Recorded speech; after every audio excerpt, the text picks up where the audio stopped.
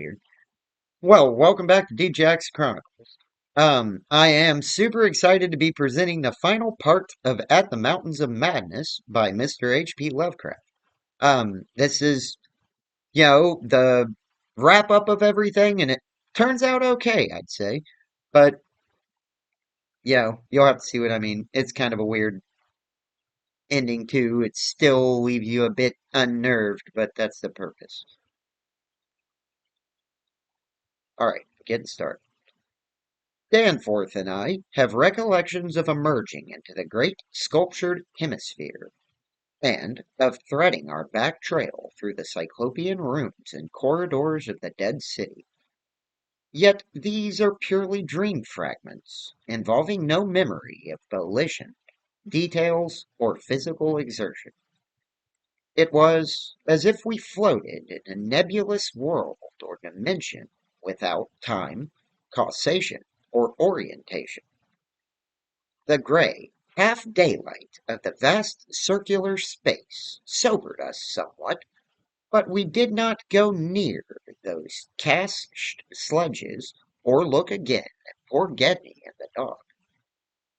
They have a strange and titanic mausoleum, and I hope the end of this planet will find them still undisturbed. It was while struggling up the colossal spiral incline that we first felt the terrible fatigue and short breath which our race through the thin plateau air had produced. But not even the fear of collapse could make us pause before reaching the normal outer realm of sun and sky.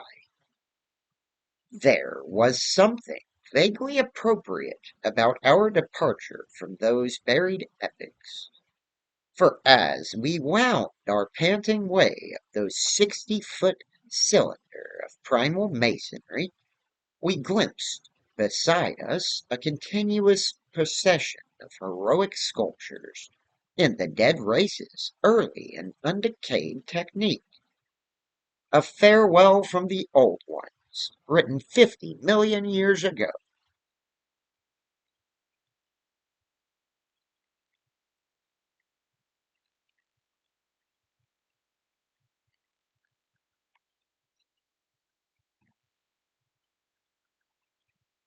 Finally, scrambling out at the top, we found ourselves on a great mound of tumbled blocks, with the curved walls of higher stonework rising westward, and the brooding peaks of the great mountains showing beyond the more crumbled structures toward the east.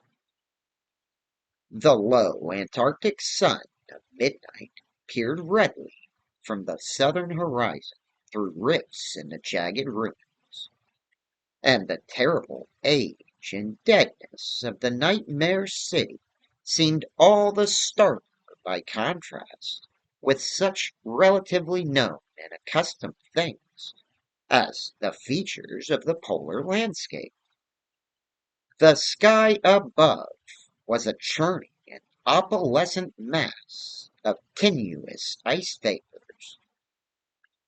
and the cold clutched at our vitals, wearily wrestling the outfit bags to which we had instinctively clung throughout our desperate flight.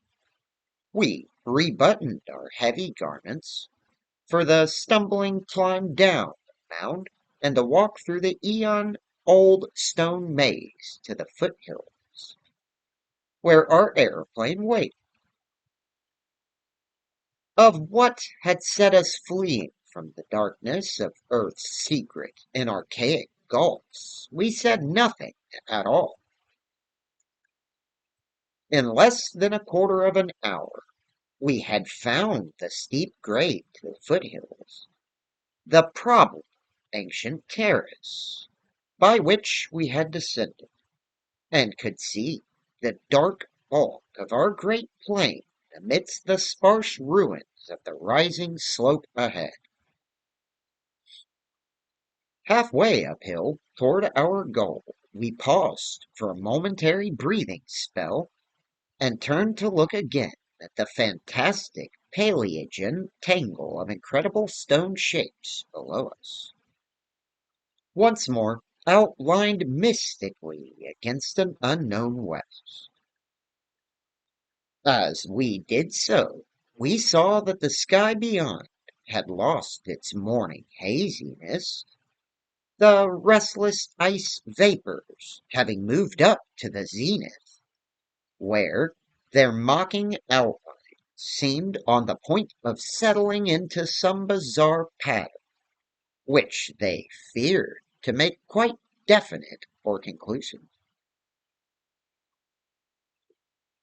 There now lay, revealed on the ultimate white horizon, behind the grotesque city, a dim, elfin line of pinnacled violet, whose needle-pointed heights loomed dreamlike against the beckoning rose color of the western sky. Up toward this shimmering rim sloped the ancient tableland, the depressed course of the bygone river traversing it at an irregular ribbon of shadow. For a second, we gasped in admiration of the scene's unearthly cosmic beauty, and then vague horror began to creep into our souls.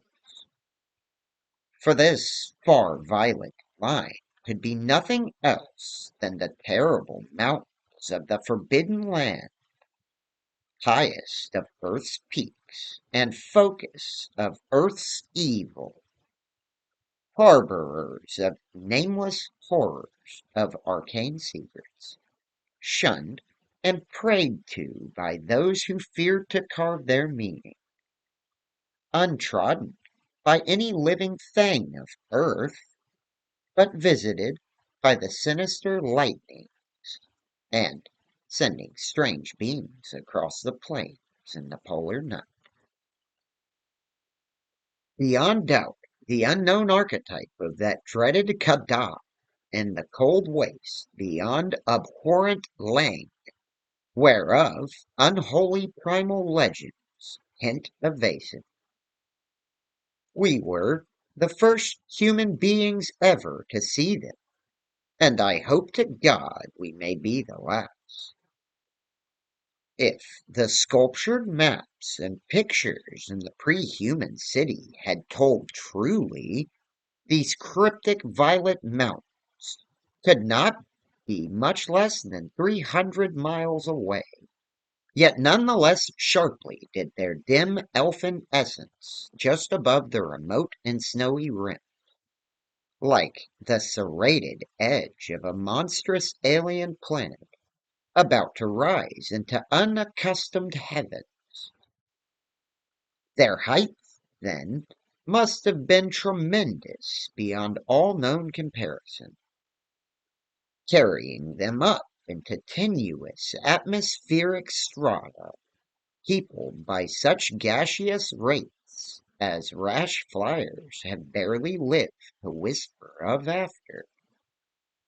Unexplainable falls. Looking at them, I thought nervously of certain sculptured hints of what the great bygone river had washed down into the city from their accursed slopes, and wondered how much sense and how much folly had lain in the fears of those old ones who carved them so reticently.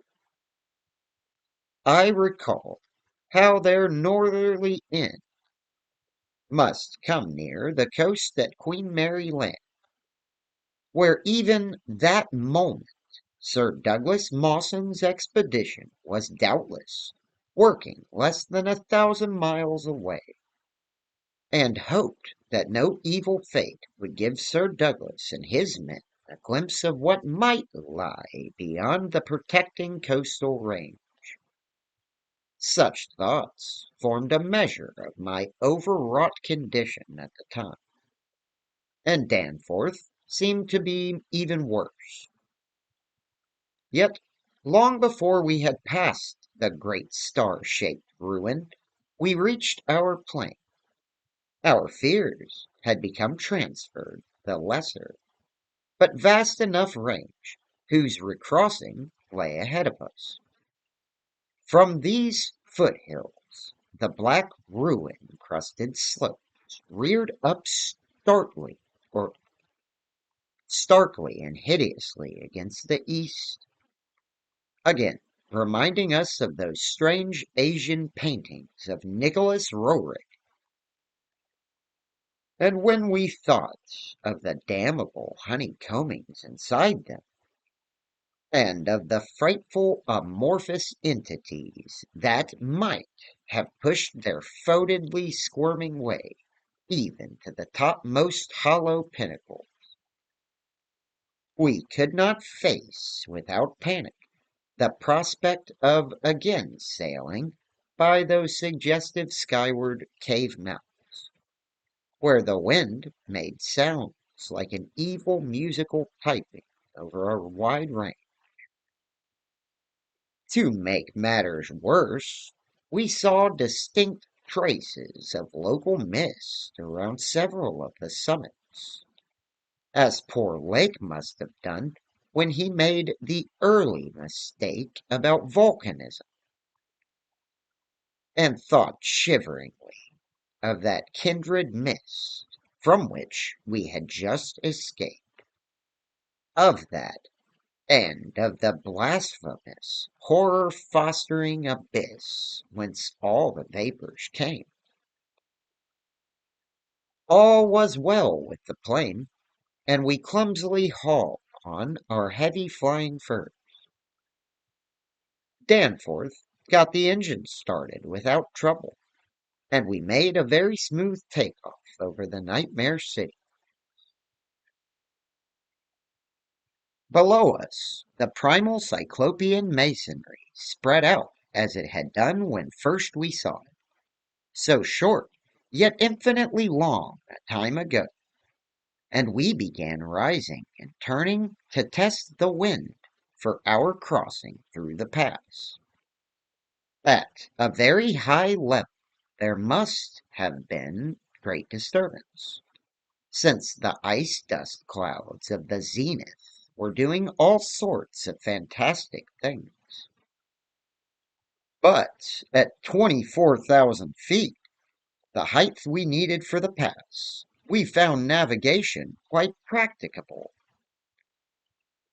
As we drew close to the jutting peaks, the wind's strange piping again became manifest, and I could see Danforth's hands trembling at the control. Rank amateur though I was, I thought at that moment that I might be a better navigator than he in effecting the dangerous crossing between pinnacles.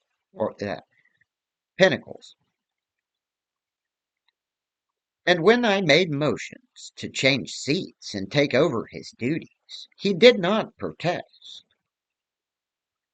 I tried to keep all my skill and self-possession about me, and stared at the sector of reddish farther sky betwixt the walls of the pass, resolutely refusing to pay attention to the puffs of mountain-top vapor, and wishing that I had wax-stopped ears like Ulysses's men off the Siren's coast, to keep that disturbing wind-piping from my consciousness.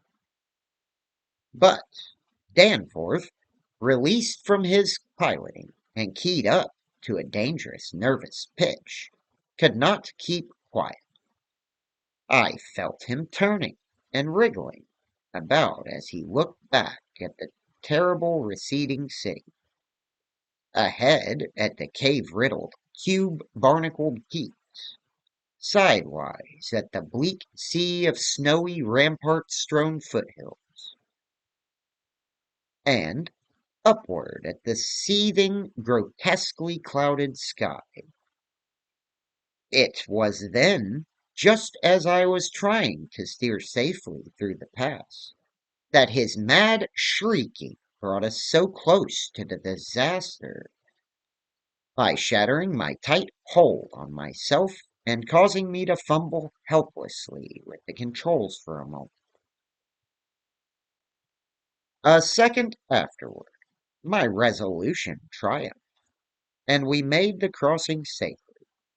Yet I am afraid that Danforth will never be the same again. I have said that Danforth refused to tell me what final horror made him scream out so insanely. A horror which, I felt sadly sure, was mainly responsible for his present breakdown. We had snatches of shouted conversation above the wind's piping and the engines buzzing as we reached the safe side of the range and swooped slowly down toward the camp. But that had mostly to do with the pledges of secrecy we had made as we prepared to leave the Nightmare City. Certain things, we had agreed, were not for people to know and discuss lightly, and I would not speak of them now but for the need of heading off that Starkweather Moor expedition, and others at any cost. It is absolutely necessary for the peace and safety of mankind that some of Earth's dark, dead corners and unplumbed depths be let alone, lest sleeping abnormalities wake to resurgent life, and blasphemously surviving nightmares squirm and splash out of their black lairs to newer and wider conquests.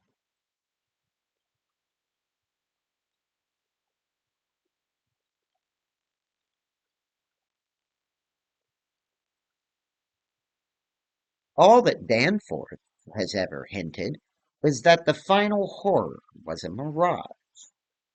It was not, he declares, anything connected with the cubes and caves of echoing, vaporous, wormly honeycombed mountains of madness, which we crossed, but a single, fantastic, demonic glimpse among the churning zenith clouds of what lay back of those other violet westward mountains which the old ones had shunned and feared.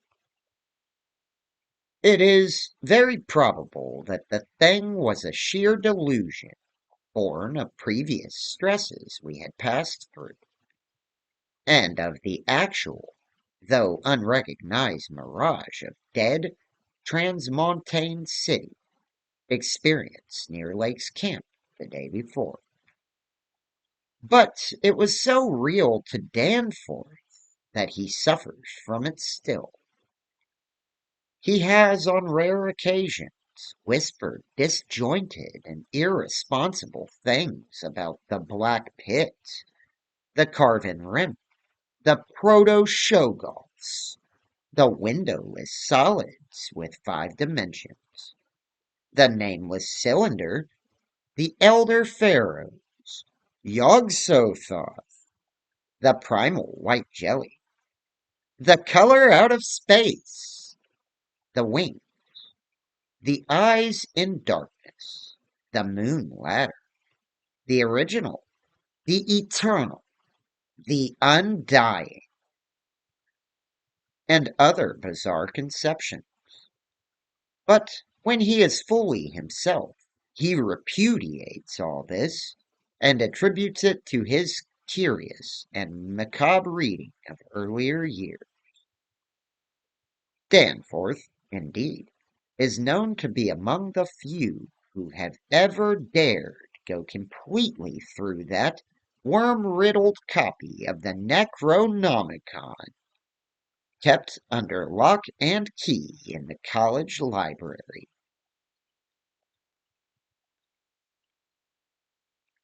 The higher sky, as we crossed the range, was surely vaporous and disturbed enough, and although I did not see the zenith, I can well imagine that its swirls of ice dust may have taken strange forms.